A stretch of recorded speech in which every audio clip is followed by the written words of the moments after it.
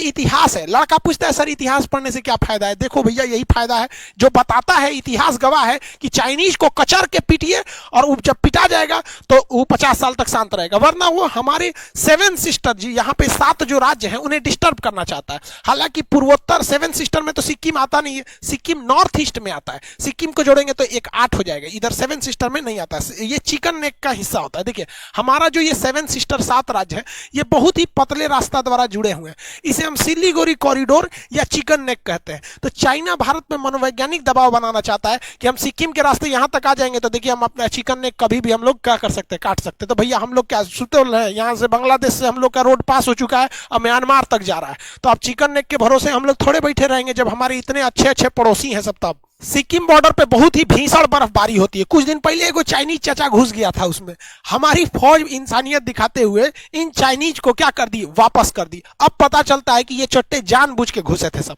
हम तो भारतीय सेना को भी कहते हैं कि हाँ भैया आप एक काम कीजिए, जब भी कोई चाइनीज नारियल छुआड़ा गरी सब शकल वाला दिखाई दे सब, तो आप बोलिए ही नहीं कि कोई चाइनीज पकड़ा गया है। उन सबको सिंपल तरीका आप ध के बर्फ में गाड़ दीजिए साला का, 2-3 दिन बाद निकालिए, कहिए कि एक चाइनीज छुआड़ा आया था दब के मर गया, हम क्या करे, बर्फ हमारी घरे थोड़े पड़ता है यही। नहीं तो आप पकड़ लेंगे, हम लोग लोकतंत्र वाले हैं, हम लोग में भी एक ये है कि हम लोग कानून के हिसाब से ही कोई काम करते हैं। लेकिन ये जवाब जरूरी है वरना उन लोग का सारा रास्ता भटकना भुला जाएगा। भारत में लोगों को मास्क लगाने में दिक्कत होती थी, जिन जिन लोगों को 1000-2000 फाइन लगाए ना कोई दिक्कत नहीं होती है। तो चाइनीज लोग भी बहुत ज्यादा रास्ता भटकते हैं। जिस दिन 2-4 साल हरामी ये लोग बर्फ में गड़ा जाएंगे ना, उसके बाद इन लोग का रास्ता भटकना भूल जाएगा। इनकी शकल साले जिस तरह से ये खाना खाते हैं उस तरह से तो इनकी शकल अच्छी ही है।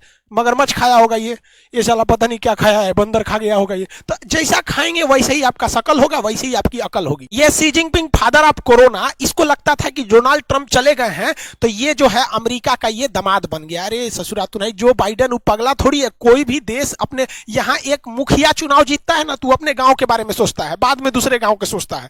तो भैया देश के राष्ट्रपति हैं लोग, हम लोग पहले अपने बारे में, कोई भी अपने बारे में सोचेगा। तो ये बहुत उड़ रहा था। ये क्या किया, इसका पड़ोसी देश है ताइवान। देखिए ताइवान को ही कहता है कि हमरा है, ताइवान को क्या कहता है, हमरा है। हालांकि ताइवान और इसका एक वीडियो हम बनाए हुए हैं, डिस्क्रिप्शन में उसका लिंक दे देंगे, आखिर जड़ की कहानी क्या है। लेकिन यहाँ देखिए, तो उसको लगा डोनाल्ड ट्रंप चले गए, जो बाइडेन कुछ करेगा नहीं, तो ये अपना एक टोही विमान यहाँ भेज दिया, इसके आसपास से में उड़ाने लगा, इसी के अगल बगल में उड़ाने लगा। उसको लगा कि ताइवान डर जाएगा। ताइवान जो है इसका अमेरिका से बहुत अच्छा संबंध है।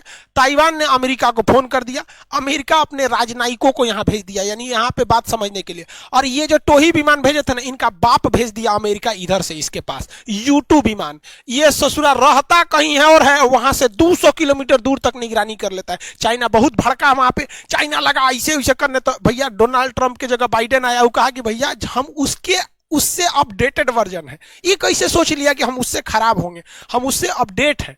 उसने क्या किया, रूजवेल्ट अपना जो एयरक्राफ्ट कैरियर था उसको उड़ा दिया। और इस एयरक्राफ्ट कैरियर में इतने ज्यादा विमानों की क्षमता है और ये पूरे अपने बैटल ग्रुप के साथ भेज दिया गया है। हद है भैया, ये तो हो गया दिल के अरमा आंसुओं में बह गए। तो बहुत ससुरो तुम